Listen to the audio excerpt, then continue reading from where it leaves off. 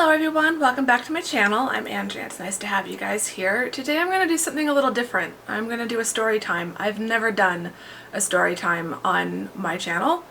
I've told some stories in Q&As, but I've never done a designated story time video. But with it getting to be around that time of back to school time, and because I know I have a lot of college students watching my channel, and some of you might be moving out into your first homes, your first dorm, your first apartment, outside of the protection of your parents' home. I thought this story might be relevant to some of you and you might be able to learn from my mistakes. This is going to be about the time that I was burglarized. And I hope I've been able to come up with a title that didn't sound too clickbaity and didn't make it sound like this had just happened. This happened several years ago. So I'd moved down to Tucson and I was renting a room in someone's home. A woman I knew who I'd worked for, and we'd both gotten accepted into the same master's program. So it was the end of the first semester. I had spent the whole night working on this research paper for one of my theater history classes. It was like 1 a.m., 2 a.m. by the time I finished. Class was at 9.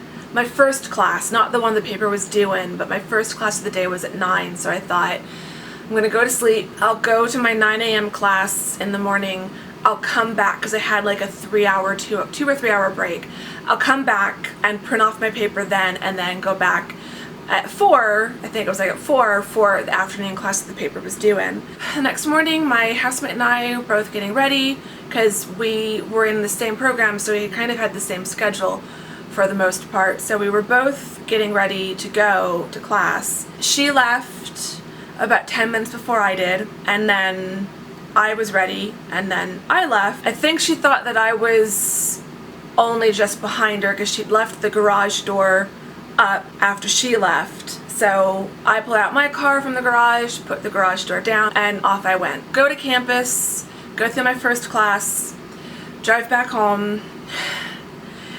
When I pull up, everything looked fine. The garage door was still down. And when I got out of my car, the inner garage door that goes from the garage to the laundry room was cracked open, but the latch wasn't always great, and we didn't lock that door because we always put the garage door down. So I thought maybe it hadn't closed all the way.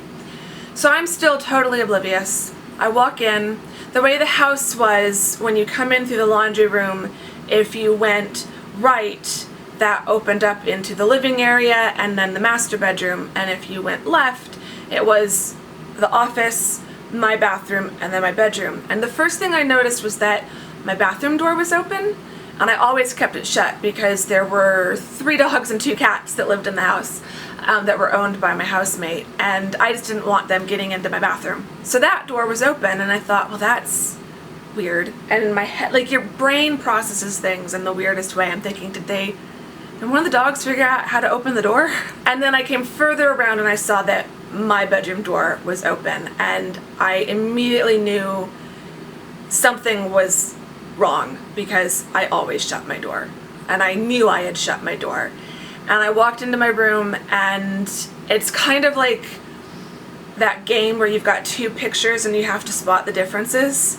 It was my room, but I knew something was off, and it slowly dawned on me that, like, my fireproof lockbox was on the bed and not under the bed, and my little blue cash box was on the bed and wide open, and the change was gone. I looked to my right, and my jewelry armoire was completely open.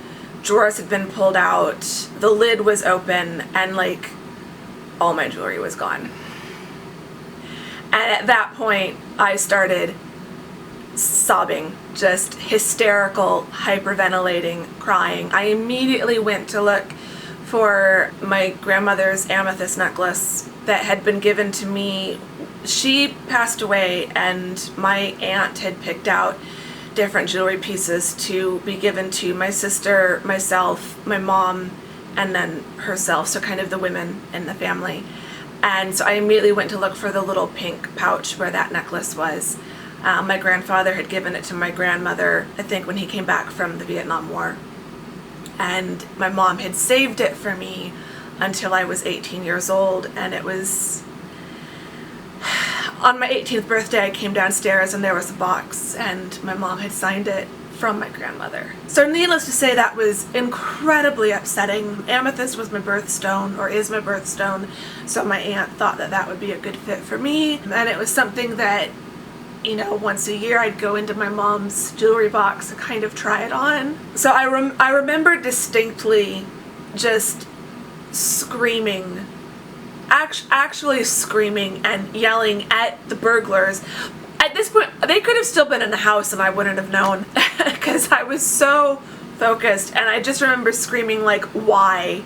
Why that? Like, it's just one of those things where it would have meant absolutely nothing to them, but it meant everything to me. The reality of having been burglarized was then sinking in. I looked around, I realized that my computer was gone, my digital camera was gone. I then went through the rest of the house. One of the things that tipped me off when I got home was I could hear one of the cats, but it was clearly from outside.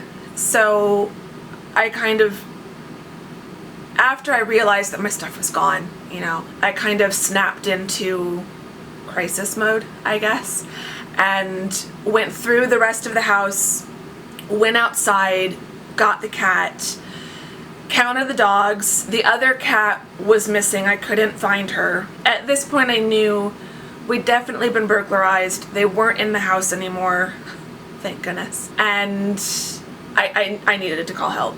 So I called 911.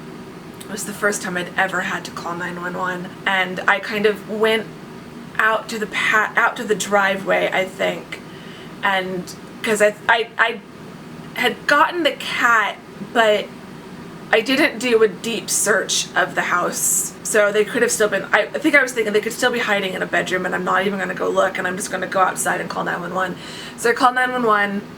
They arrived within a couple of minutes. The first officer arrived. He asked me if anyone was still in the house. I said, I don't think so, but I didn't search every room. So he went in, searched the house, and came back out. They had definitely been gone. I called my housemate.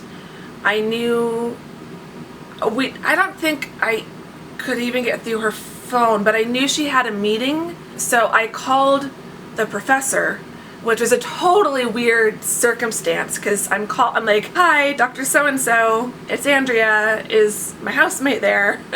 He's like, yeah. So I put her on the phone. I told her, you need to come home.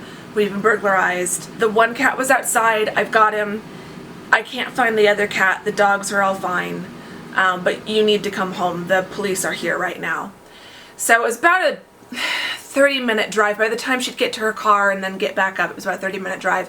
So she got up to the apartment, to the house as quickly as she could. The police were there. They were dusting things for fingerprints, everything that you would expect. It had looked, I'd found a trail of stuff, like the tray for the change in my money box was in the back workroom. So it looked like they'd at least gone out through the back. My theory had always been that they'd been able to reach up through the dog door and reach the lock from the inside and unlock it. And so that I think that they came in through the back and left through the back. Beyond the back fence, it was just open desert. So it would have been very easy for them to approach from that side. No one would have seen them hop the back fence. That's the theory I like, because the other theory was that they'd snuck in through the open garage door since my housemate had left before I did. I don't like that theory because it means that they would have been in the house at the same time as me. And I did try to see if I could reach the lock. I think if it was someone taller and thinner than I was, they would have been able to do it because I could just barely reach it. And I wasn't even forcing myself because I didn't want to hurt myself. So that's my theory, that they came into the back door. We did find the second cat. The second cat had gone and hidden in the master closet. But again, I wasn't searching that deeply because once I realized what was happening, I wanted to get out of the house. We never recovered any of our stuff. Later, I also noticed that they'd gone through my DVD collection. I thought they'd just swiped the top shelf because that was easiest and it was all action films. But I actually, when I was cataloging things for the insurance company, they'd actually gone through and picked out all of my Disney films, including ones that are locked in the Disney vault. So Snow White, Sleeping Beauty, Beauty and the Beast.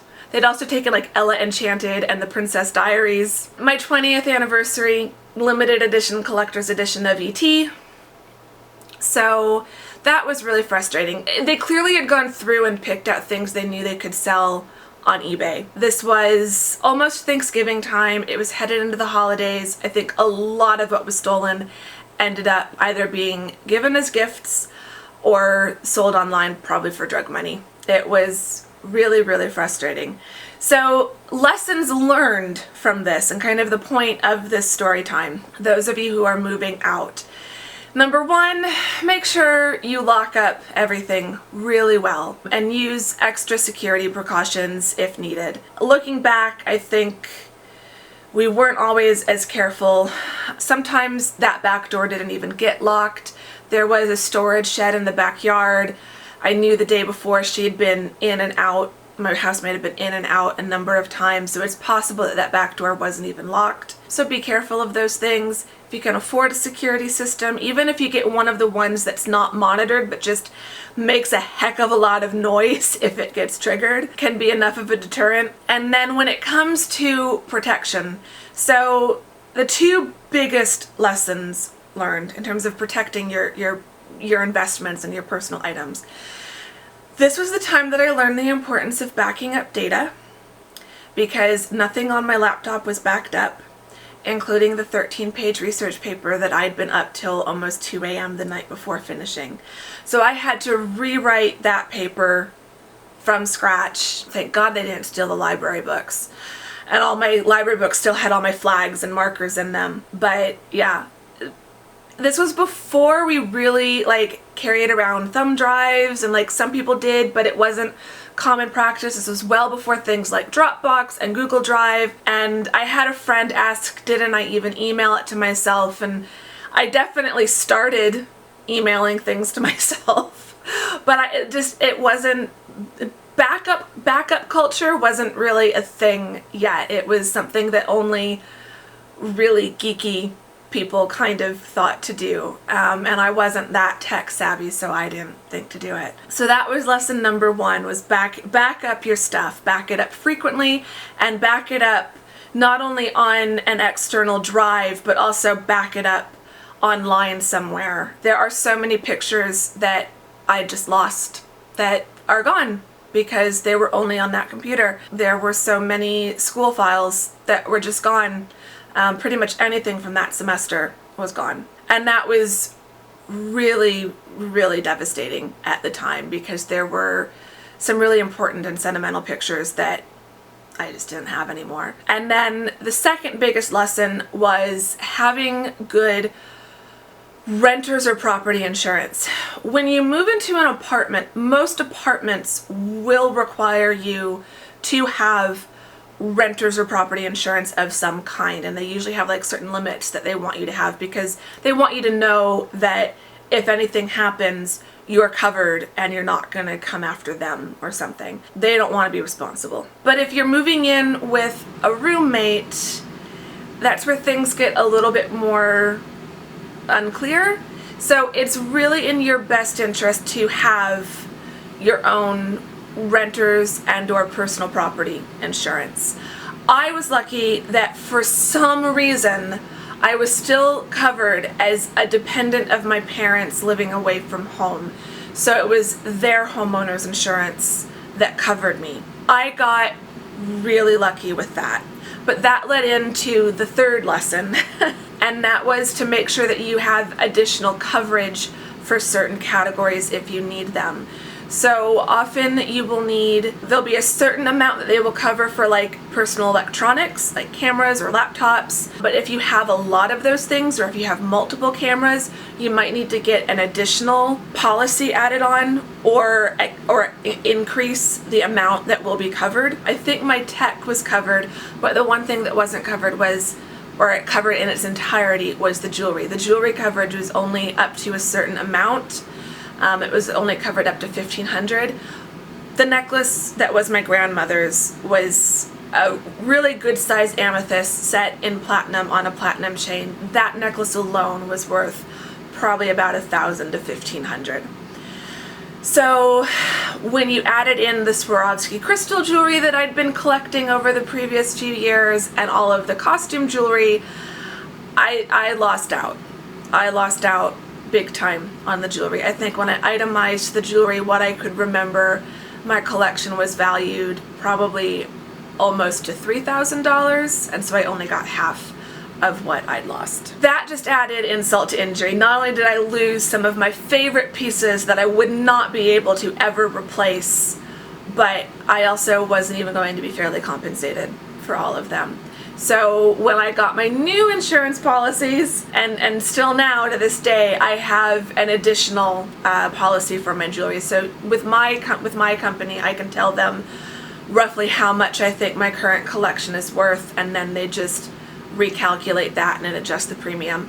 By the way, most insurance companies, I would think it's probably similar to mine, when you increase something, it usually only adds like no more than $5 a month to your overall bill. So it's worth it to know that you're covered if anything happens. And also making sure that you are valuing your total contents well enough. And that was something that I noticed just this most recent time when I went to update my policy. I realized that I was covered for a much lower amount than what I figured everything in my apartment was worth. And so you want to make sure that that's good enough, because obviously if you're burglarized, it's going to be a different amount of stuff that can be taken.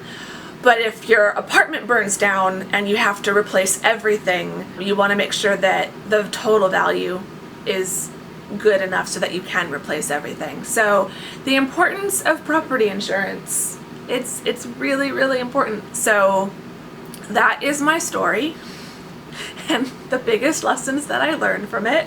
I hope that this helps some of you. I hope none of you ever go through what I went, but I certainly hope that you can learn from my mistakes and maybe take some extra care and precaution, because it's those little things like not having your insurance company cover the total loss, or not having backed up your research paper. It's like, it's bad enough that I was burglarized, but I really have to rewrite that paper?